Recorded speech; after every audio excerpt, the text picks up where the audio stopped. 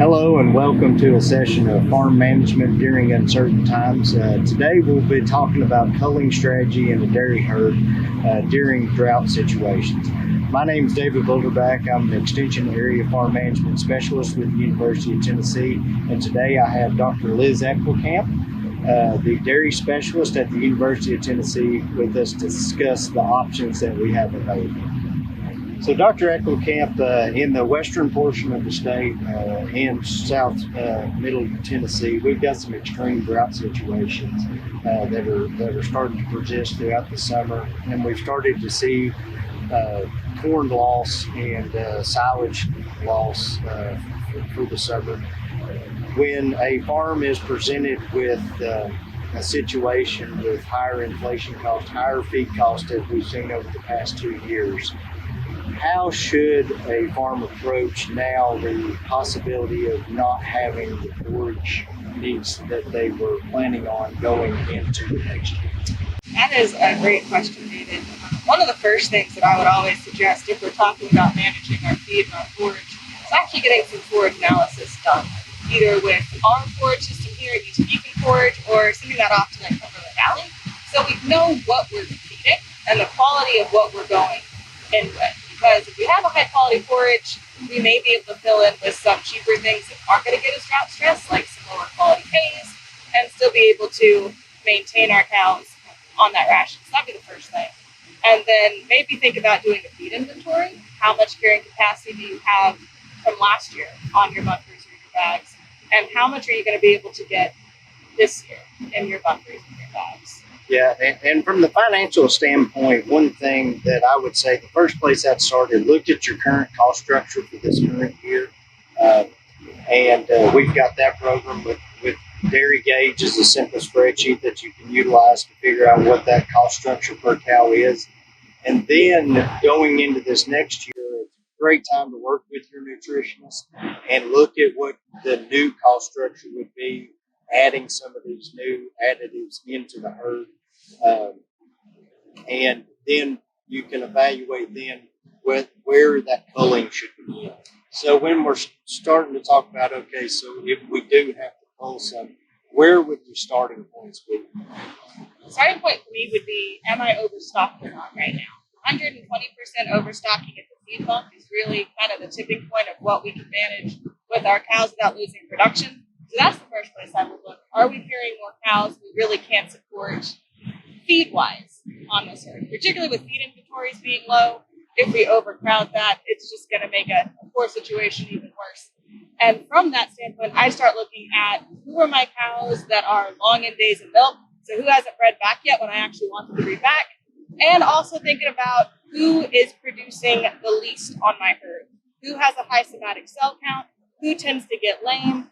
Are there any good candidates to go ahead and remove from the herd right off the top to maintain a high level of production and maintain that high economic efficiency and maximize that forage that we do have for the farm? And one new tool that we are developing is it's a margin tool to look at what the current cost, the current price structure of milk is for the southeastern orders based off of skim and fat. And you can utilize this program by your day. It calculates a daily income, and then look at your daily feed cost, and then convert that. It converts that to pounds of production per day to break even to that feed cost. So that tool will give you the ability to look at, with the current cost structure, with the current milk price structure, where should I be starting to either dry my cows off or maybe look at a cull? Well, especially because I know we've talked about how replacement heifer values are pretty high right now. I'm assuming that also means that the being sold for dairy reasons price isn't too terrible off either right now. So it could be a good idea to go ahead and remove some of those animals that maybe aren't bottom of the barrel, but are not performing as highly as some of your other girls in the herd, and get a decent resale value out of it too. And of course, any of these times, I would also think it's very pertinent to always, stay in contact with your banker. Let your lender understand the current situation in the market. and always keep that relationship open and let them know, because you may have to get a little bit of more of an operating loan to cover additional food costs or things like that. Because, this, we're fixing anytime our forage is not there, we're trying to fix not a totally short-term problem, but a 6-7 month out problem. Whereas, if you cull too heavy and get too far in your heifer stocks, that can affect you 3-4 years down the line. So you brought up a good point with thinking about heifer stocks. I always think of those things as costing $2,500 to $2,700 to raise them, all the way up to where they start paying you back.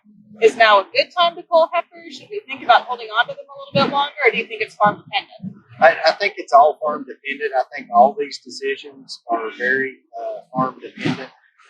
One thing I'd recommend to anyone here, if you are currently having any of these issues with lack of forage, trying to make any of these difficult decisions, get a hold of Dr. Eckelkamp and myself at the university. We'd be happy to come out and help you, assist you in making some decisions and giving you some advice, because every farm is totally independent. You can't just say, here's the culling strategy.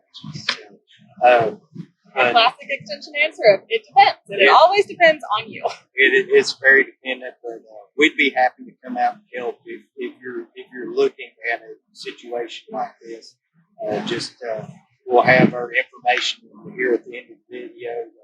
With that, Dr. Eckelkamp, any closing remarks? That we are going to do a similar situation to this, about an hour long, talking about some decision support tools and management during difficult times, with webinar Wednesday as well.